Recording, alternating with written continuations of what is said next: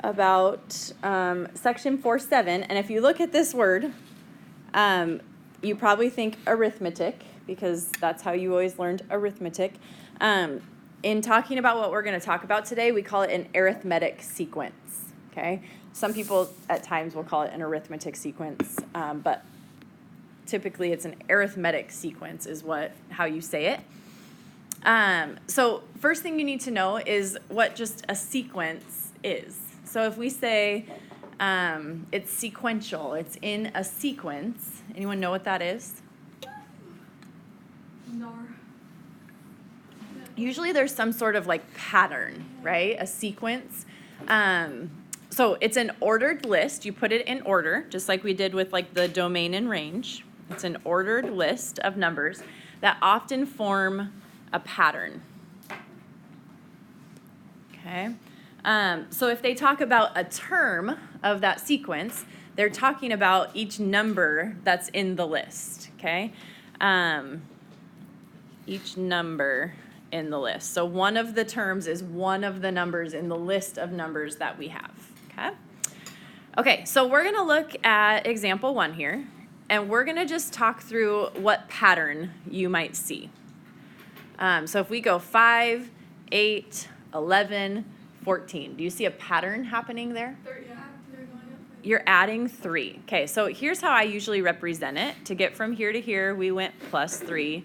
To get from here to here, we went plus 3. To get from here to here, we went plus 3. Okay, so your pattern is just plus 3. That's all you need to write, is a plus 3. Then we're going to, I forgot to write this. We're going to write the next 2 terms in the sequence.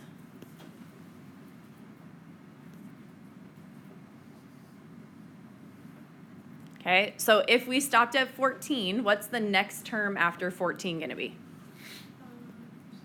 17. Add 3 to it. And then what would come after that?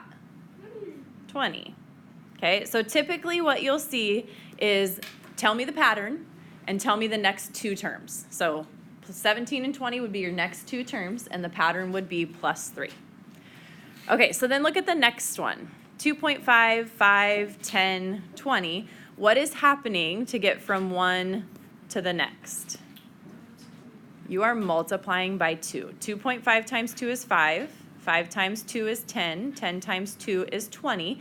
What's your next term going to be? 40, right? 20 times 2. What's your next term going to be? 80. Okay, so your next 2 terms in the sequence are 40 and 80, and your pattern is just times 2. Okay, so you're looking for a pattern, telling me what are the next 2 terms and what is the pattern that's happening. Pretty basic, right? Just find the pattern. Okay. The next thing then, here's where we're going to talk about the specific type of sequence that we're going to be working with. This one says, in an arithmetic, it's that word that I put up at the top, in an arithmetic sequence,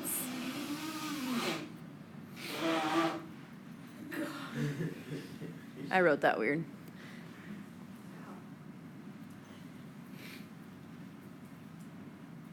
Okay, there we go. In an arithmetic sequence, the difference between terms is constant. Okay, what that means is if I was adding 2 on the first 2, then my every term after that, I would be adding 2. Okay, the difference between them is constant. It's always going to stay the same. So in order to determine if something is an arithmetic sequence, you have to be adding the same thing every time, not multiplying by it, but adding the same thing every time. So you need to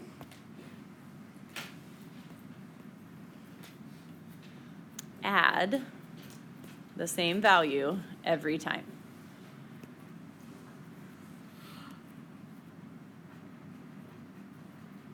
Okay, if you are adding the same value every time, then it is an arithmetic sequence. So they're going to ask you, is the sequence arithmetic? You're looking for, can I add the same thing every time? Okay, if it is, then you're going to find the common difference. And the common difference is basically the pattern. What are you adding each time? Okay, So from here to here, here to here, here to here, are you adding the same thing every time? What is it? You would be adding 5 each time. Plus 5, plus 5, plus 5. So we would say, is it arithmetic? Yes, it is arithmetic. And your common difference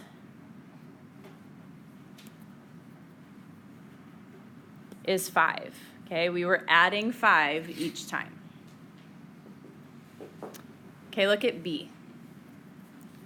6 to 9, 9 to 13, 13 to 17. Are you adding the same thing every time? This goes plus 3, this goes plus 4, and plus 4. If it changes, then it is not an arithmetic sequence. So then you just say no, not arithmetic. How about this one? What if I gave you 10, 8, 6, 4, and asked, is that arithmetic? No. Why? Right. So if it's minus 2, are we adding the same thing every time? Yeah. We're adding a negative 2, right? So if it's subtraction, it just means you're adding a negative, okay? So it's still arithmetic even with subtraction. So we would say yes, and our common difference is negative 2, right? We're just adding a negative 2 each time, okay? Okay, so instead of having to say, here's my pattern, tell me what the 50th term would be, and you have to find 50 terms to get there, they give us this explicit formula, which looks like this. A of n equals A of 1 plus n minus 1 times d. Here's the setup for this, okay? Remember we said before, this is just function notation. So a and n are not two separate variables. Your variable is the n, okay? So this is just the nth term in the sequence, okay? This one, a of 1, is telling you it's the first term in your sequence. So the first term is a of 1. This is your nth term again, nth. So this one and this one, those are the same n. Whatever you plug in for this n, you'll also plug in for this n. And that's the variable. That's the one that changes all the time. And then d is the common difference.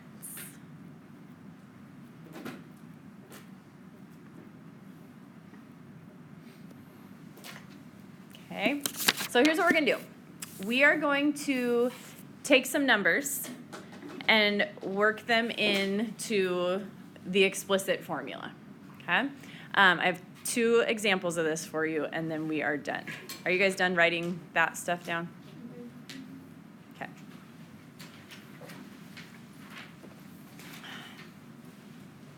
Okay, so it says write an explicit formula to represent the bids from an auction as an arithmetic sequence.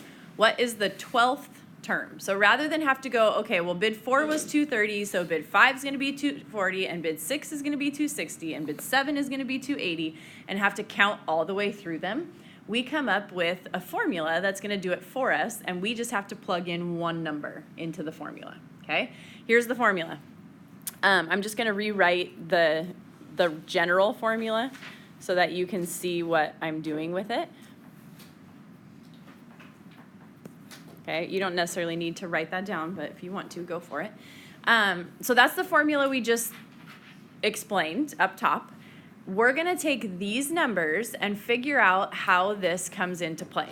So if I set this up as a T-chart, okay, this is the bid number, and this is the bid amount. Okay, so if I set this up as a T-chart, bid number 1 was $200. Bid number 2 was $210. Bid number 3 was $220. And bid number 4 was $230, right? I'm just taking, I mean, you could just make this your T-chart right here if you wanted to.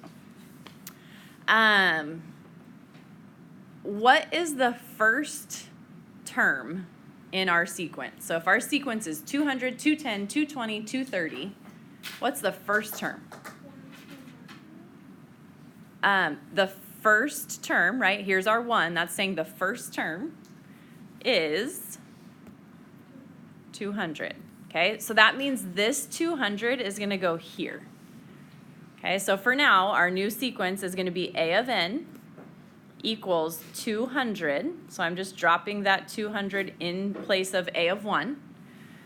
Plus, and we're not going to put anything in for n right now because we just want the formula so we could figure out any term. But we do need to know d. What's the common difference? What's the pattern? What are we changing by? It's 10. Okay, we're adding 10 each time. This was plus 10, this was plus 10, this was plus 10. So that's our pattern, that's our common difference. That 10 is the number that's gonna go here. So we're gonna put 10 right there. Okay, so when it asks you to write the explicit formula, this is what they want. This is your answer for the formula. But then they ask you the question, what is the 12th term? What do you think you do with that? How do we find the 12th term? Multiply what? Not 10 and 12. What did n represent? What was this? We said that was the nth term, right? So whatever term number we're looking for, that's it. Well, in this case, we're looking for the 12th term. So we're just going to plug a 12 in to those, which would look like this. We would say A of 12, which basically means the 12th term of the sequence is 200 plus 12 minus 1 times 10. Okay? Now it's PEMDAS. What do we do first here? Parentheses first, right? So 12 minus 1 is 11. So we're going to go 200 plus 11 times 10. What do we do next? 11 times 10. So 200 plus 110. And now you add that together, and you get 310. That means A of 12 equals $310. So the 12th term, or the 12th bid in this process, was $310. Does that make sense? Okay, that's probably the harder version of this. I'm going to show you on this next problem what maybe will be a little simpler version for you. So we know the formula. A of n equals A of 1 plus n minus 1 times d. Okay, that's the formula we're using. So we're going to do example 4 here. Ignore all the rest of that. Example 4 says write the explicit formula and find the 100th term. Do you see why the formula is very helpful now? If we had to try to go 100 numbers into this, that would take us forever. Okay? The formula is going to do that for us. It's going to find the 100th term for us by just plugging in one number. But we got to set up the formula. What is going to go here? 92. It's your first term, right? The very first term in our sequence here is 92. So we're going to say A of n equals 92. Remember, n always stays put in the formula. So we're going to say n minus 1. What's d? It's 4, right? If you look at your numbers here, this was plus 4, this was plus 4, and this was plus 4. So that makes our common difference 4. Okay, so when they ask you to write the explicit formula, this is it. That's the first part of your answer. Then it says, are you with me right now? I feel like half of you are in a different world. You in my world right now? So write the explicit formula for the 100th term. What are we going to do? You're going to plug in 100, okay? So we're going to say A of 100 equals 92 plus 100 minus 1 times 4. Okay, so what do I do there? What's my first step? Parentheses. So we need to go 92 plus 99 times 4. Then what? Yep, now you're gonna multiply, so you're gonna go 99 times 4. You don't technically need them. You can put them in there if you want. It's not wrong to put them in, but you don't need them.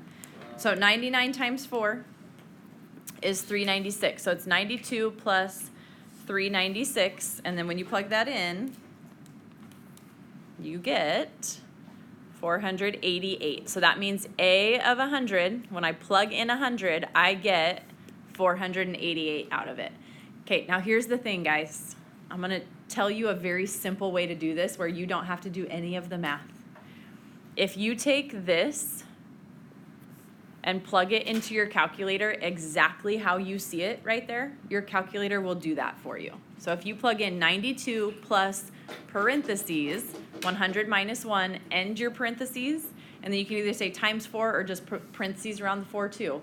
Your calculator will do it. Maybe try that right now in your calculator to make sure that you're plugging it in right. Or you can just do PEMDAS on your own and break it down step by step. But if you'd rather just plug it in, make sure you're plugging it in correctly, okay?